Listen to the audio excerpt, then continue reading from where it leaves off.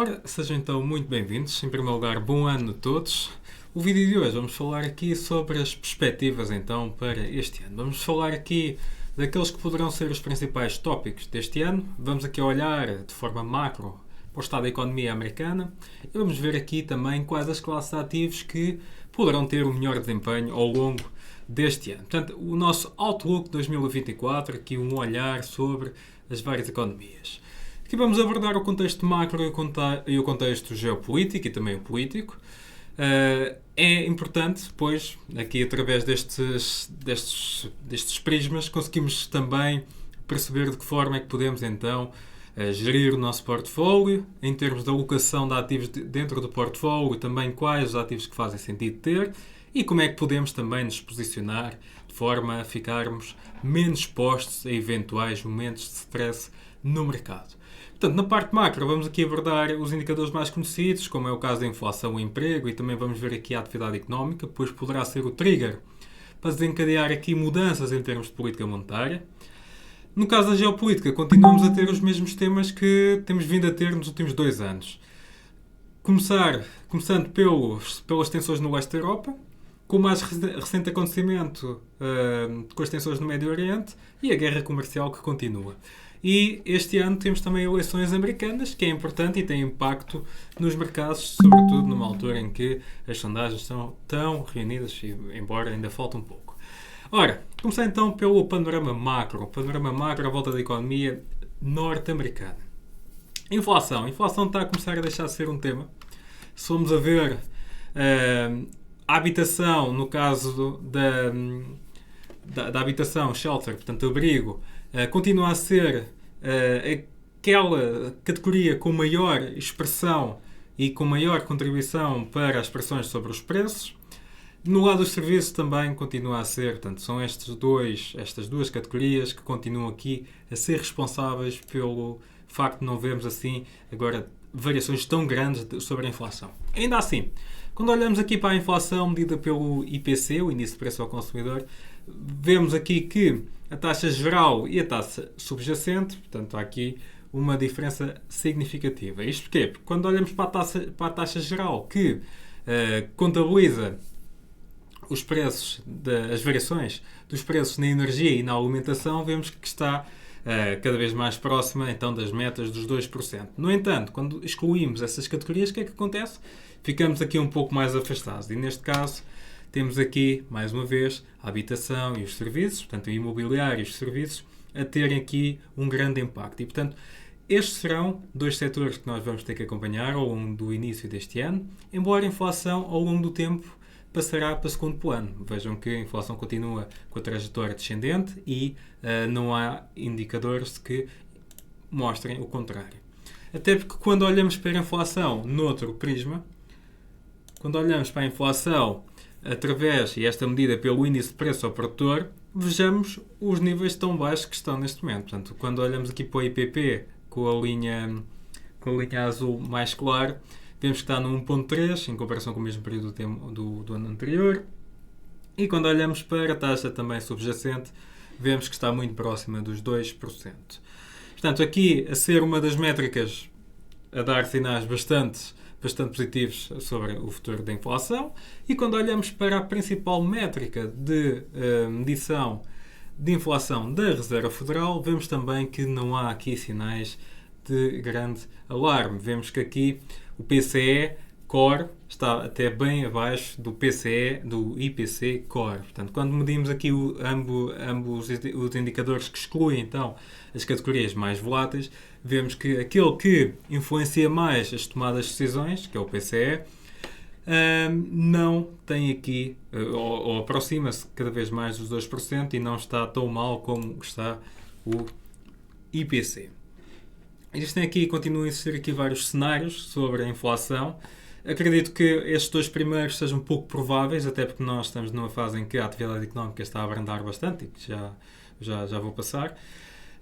E, portanto, nós começamos a caminhar aqui para estes 3 cenários que estão aqui representados, 3.7, 2.4, 1.2. Este aqui é um cenário já que, a acontecer, poderia aqui provocar, ou poderia aqui a significar que a atividade económica estava muito, muito fraca, e portanto isto aqui poderia depois ser bastante extremo no lado do consumidor, mas, portanto, temos aqui cenários bastante otimistas e que nos mostram, efetivamente, que a taxa de inflação começa então a estar cada vez mais controlada. Isto tem apoiado também muito as expectativas então de que 2024 será marcado por um fim da subida dos juros e o início, possivelmente, de novos cortes, ou do início de cortes sobre os juros. Ainda assim, portanto, categorias que eu estava a dizer que têm contribuído mais para as pressões sobre os preços. Mercado imobiliário.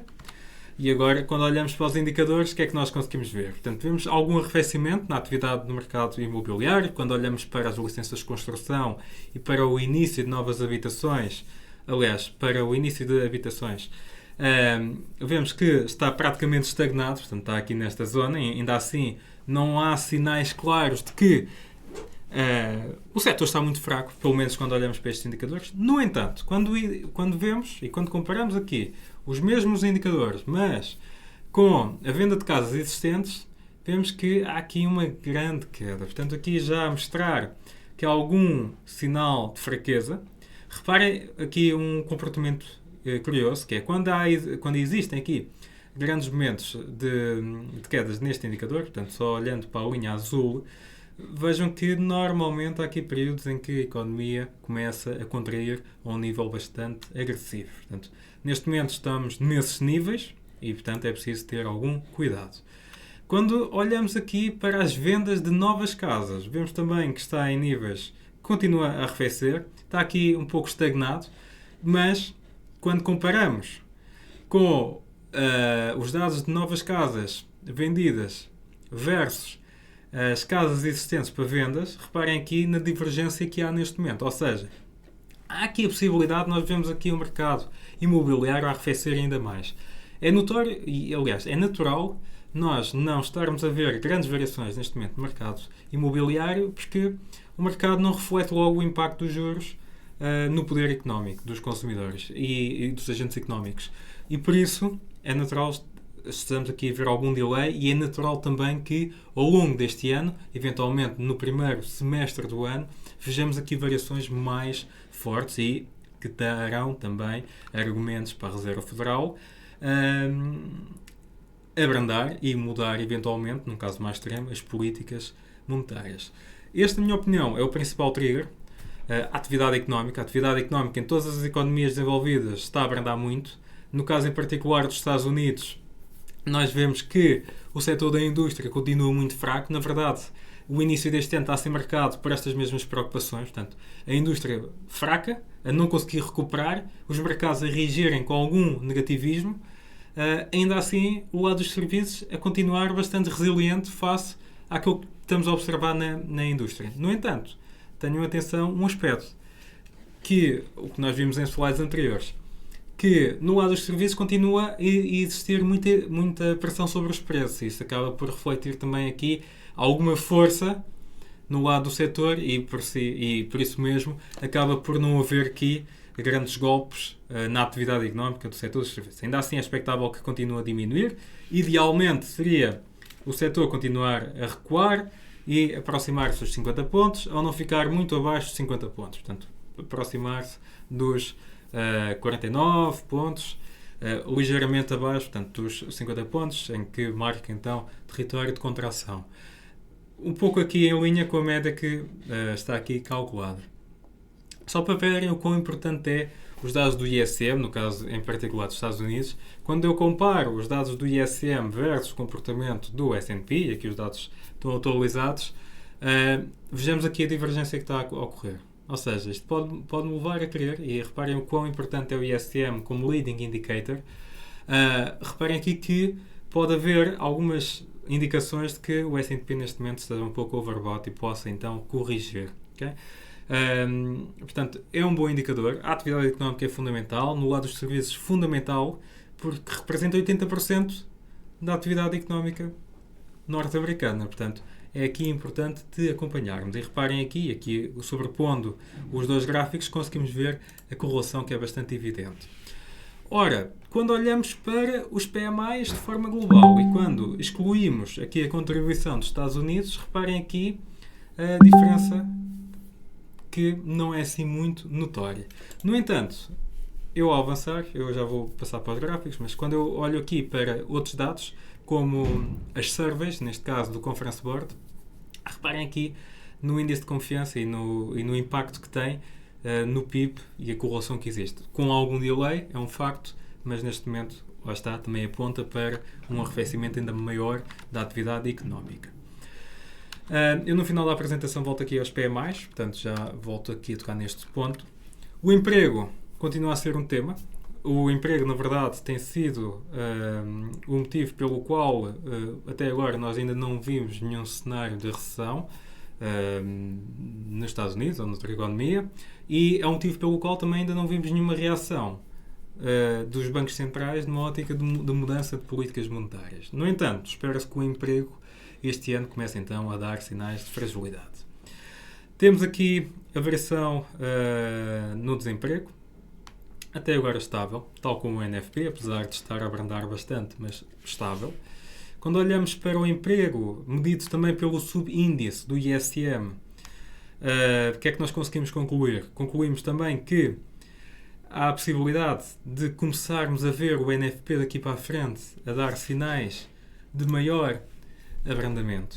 E, mais uma vez, neste caso, serve como leading indicator, o indicador, o que sugere daqui para a frente, e portanto isto já era expectável, mas que daqui para a frente o NFP possa então abrandar ainda mais aqui os dados. Ora, quando olhamos aqui, este aqui acaba por ser um sinal, este indicador aqui acaba por dar algum alívio e mostrar, mais uma vez, que o mercado laboral continua estável.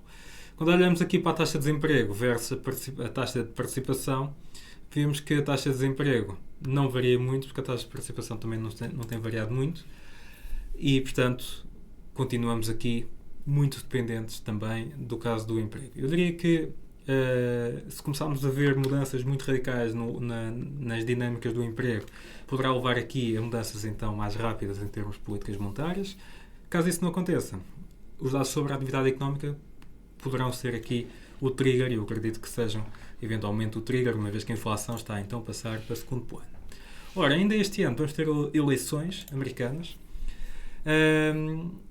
As opiniões à volta de Trump têm vindo a mudar, portanto, quando comparamos aqui as opiniões ao longo do último ano, reparem que o eleitorado americano tem começado a mudar a sua perspectiva em relação ao Trump, portanto, tem vindo aqui a aumentar e a ganhar aqui alguns votos. Quando olhamos aqui para as sondagens, que, portanto, deverão mudar bastante, mas quando olhamos aqui para as sondagens, vemos que neste momento estão muito, muito próximas, portanto, há aqui uma grande divisão, uma grande aproximação, tanto de Biden como de Trump. É importante notar que, e aqui olhando para os vários mandatos, o mandato de Trump foi bastante bem sucedido em termos de mercados, e aliás o Trump chegou mesmo a conquistar Wall Street, e é visto na parte dos mercados de capitais como algo bastante positivo. Já Joe Biden, não tanto, e este poderá ser aqui um ponto a favor. Portanto, a volatilidade deste ano espera-se que continue elevada e com o aproximar aqui das eleições também poderá ser elevada. Aqui a questão das eleições poderá também ajudar na parte das políticas monetárias, em que poderá aqui haver naturalmente alguns estímulos adicionais, e por isso é que os mercados começam a antecipar não só os cortes dos juros, mas também se calhar um cheirinho de quantitative easing ao longo deste ano. Portanto, os principais desafios para este ano retomam muito aqui para a questão da atividade económica. Agora sim, quando olhamos aqui para os PMIs globais, vejam que os Estados Unidos estão numa situação muito melhor do que outras economias, como a economia alemã, por exemplo. A China continua com muita dificuldade e continua a ser um problema talvez de médio prazo. Mas aqui claramente, este aqui outlier é a Alemanha. Portanto, aqui numa situação bastante fragilizada e que pode levar aqui o BCE perante um grande dilema.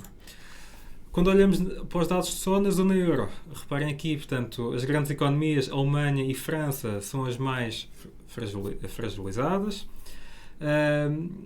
e têm contribuído muito também para as últimas decisões de política monetária, em que o BCE decidiu então parar de subir os juros, pelo menos de forma temporária. Portanto, que o facto de termos os dois principais motores da Europa com sinais muito fracos em termos de atividade económica, leva aqui alguma cautela por parte do Banco Central Europeu. Reparem a comparação dos PMIs na Alemanha ou em França em comparação com os Estados Unidos. Portanto, aqui na indústria, PMIs de 42 pontos é muito, muito grave. Quando olhamos para os países emergentes e quando olhamos, na verdade, portanto, aqui agora de uma forma mais macro, mais uma vez temos aqui a Europa numa situação sensível, temos a China também numa situação sensível. No entanto, há aqui uma divergência curiosa, há aqui uma grande divergência entre os países emergentes e os países desenvolvidos. Portanto, está claramente a penalizar mais os países desenvolvidos, pelos motivos óbvios, e este, mais uma vez, é claramente o grande desafio. Este aqui é o comportamento do S&P após o primeiro corte dos juros, portanto, só para verem, portanto, tenho aqui 3 anos, vale o que vale, como é óbvio, mas o que é que acontece? Muitas das vezes, o primeiro momento em que nós estamos agora a observar tende a apoiar uma valorização dos índices, depois, quando se começa efetivamente a cortar nos juros, numa primeira fase tende a descontar, portanto, o excesso de euforia, até porque muitas vezes o corte dos juros resulta também de períodos de recessão. Ora, para o início deste ano, deixo-vos aqui um gráfico, que é o índice de volatilidade do S&P e o próprio S&P. A divergência tem aumentado cada vez mais e este, na minha opinião, é um sinal de alerta e que pode tornar aqui janeiro um mês um pouco mais volátil e até um pouco mais desafiante para os mercados. Portanto, este poderá ser, e é um indicador que eu utilizo muito, mesmo que não queira negociá-lo, pelo menos para fazer a gestão do risco do meu portfólio e a alocação também da exposição que eu quero ter entre setores mais agressivos a setores mais defensivos. E, portanto, deixo-vos aqui este gráfico. Portanto, espero que tenham gostado. Passámos aqui por vários indicadores económicos, mais sobre a economia americana. Na verdade, a economia americana acaba por ter também influência depois em todos os outros mercados. Nós recentemente começámos a criar também Twitter, portanto, para quem quiser seguir, deixo aqui o meu Twitter. Para quem tiver dúvidas, pode também aqui esclarecer através, então, do e-mail. Da minha parte é tudo. Resta-me desejar-vos continuação no bom ano e bons negócios a todos.